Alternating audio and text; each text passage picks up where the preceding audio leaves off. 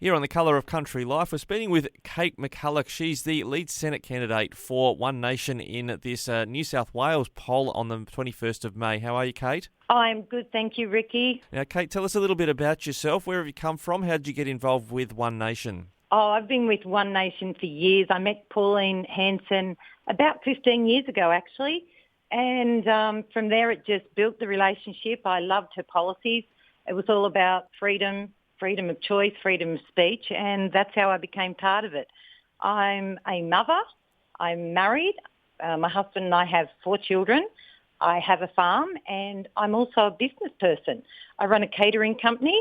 I employ people, and myself personally, I'm kind of a receptive, curious, and sometimes very raw person because I'm just very open about ideas. I like listening to people, and I like putting forward our policies. Well, that's good. What's gone wrong? That's good to know, Kate. It should be a good interview. Now, my ears pricked up when you mentioned you got a farm. You got a lot of things you got going on. Whereabouts is this farm? It's near Corowa. Oh, wow. In our beautiful Murray-Darling Basin area in the Riverina. So I'm a dryland farmer. Yes. So, which is also unusual for this region. But I stick up totally for all the irrigators. There's about 7,300 irrigators actually in the whole Murray-Darling Basin area. And I'm really standing, Ricky, this election because of all the failed government. And, if you ask me, I can tell you everything they've done wrong. It'll probably take me an hour, but I'll keep it short. Yeah, that's good. Look, you say, of course, that's the saying that you're a dryland farmer. It wasn't a dry farming season last year, though, was it? No, certainly not. Certainly not. It's looking up for farming presently, but, anything can happen. And there's a lot of issues that need resolving. We need to increase the water back to the farmer. And One Nation are going to get back 110% of entitlements, and that's what we're prepared to do. Now, when you talk about irrigators, the debate that's happened along the basin at the moment during the federal election is this business of 450 gigalitres going back to South Australia in addition to the 2750 originally under the plan. Where are you at with that amount of water? Do you want to see all of that delivered down to South Australia? Look, what our basic plan, we have a very basic plan, okay? The principle of the basic plan is to take the water from productive capacity and to give the water to the Commonwealth to use to water the state land. The state governments have their own environmental water. We are literally watering state land. That does not need watering now. The rains have started. And with the federal water, in the process, the MDBA is hollowing out our river, eroding the banks, causing blackwater damage in the native forests that are simply getting too much water. It's your water, okay? The water has to be given back to the farmer. All this water has been in rights, should not be sold to overseas entities. It's the big problem, okay? And what we plan on doing, this MDBA, okay, it must be shrunk. It's got to be shrunk. It should be a reporting role only. The water ministers can use Zoom to work out the allocations far enough in advance and that the irrigators can actually plant crops in time. When the system did work great when the Murray-Darling Basin Commission was running the show, before the globalists, environmentalists, ideology poisoned the whole basin, okay, and that's fact. Yeah. Now, when I look at the policy brochure that One Nation circulated, you've talked a lot about dams as part of your water policies, and the dams have been full to overflowing in New South Wales. Do we need to be raising dam walls and storing more for the drier periods? We need to be building. Well, okay. At the moment, we know where Australia is sitting with finances. We have to start in some area. We've got to start down the bottom near South Australia, but the big picture is, going back to the Bradfield scheme, we've got a drought-proof Australia and also flood-proof Australia. If this isn't done, that's why, we need to problem solve.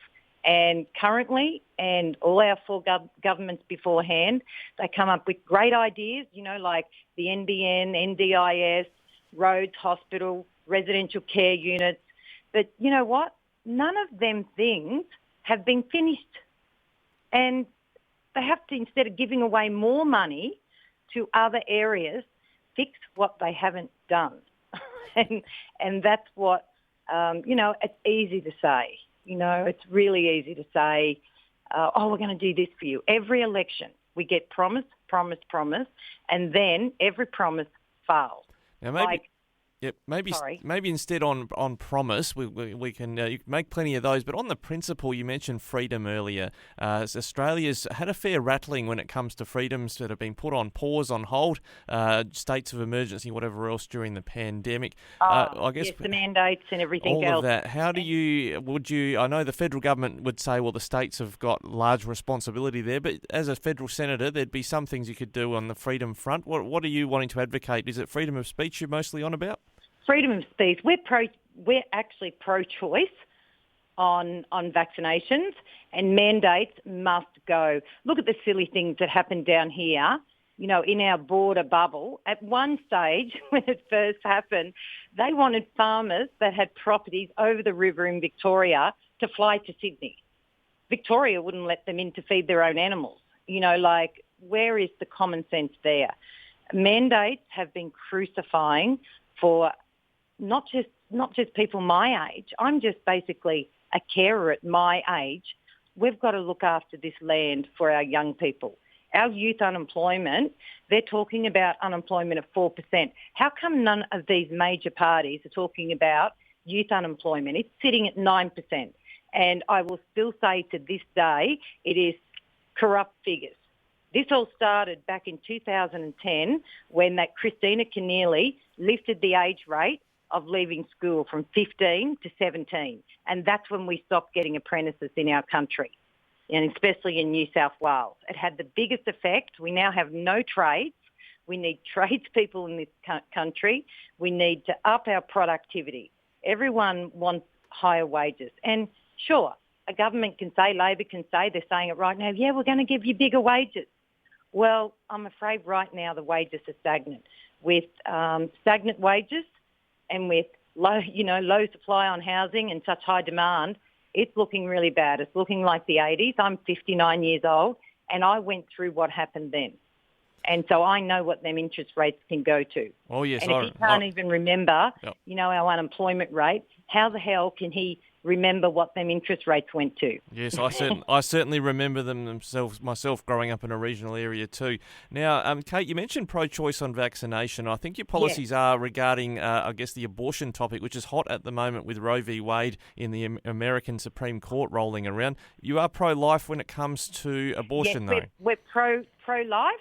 We are definitely pro-life, but there are instances, of course, where medical intervention must happen. People do get cancer, they do get things happen to them, and of course we're always looking after the mother in these circumstances. It's a family decision, and when you're talking about a mother dying of cancer and she's got other small children and family members, you have to have, it's pro-choice when it comes to those sort of circumstances. Yeah, I thought I'd clear that up for the listeners because they might hear you say pro-choice and suddenly antenna go bing, bing, bing, bing.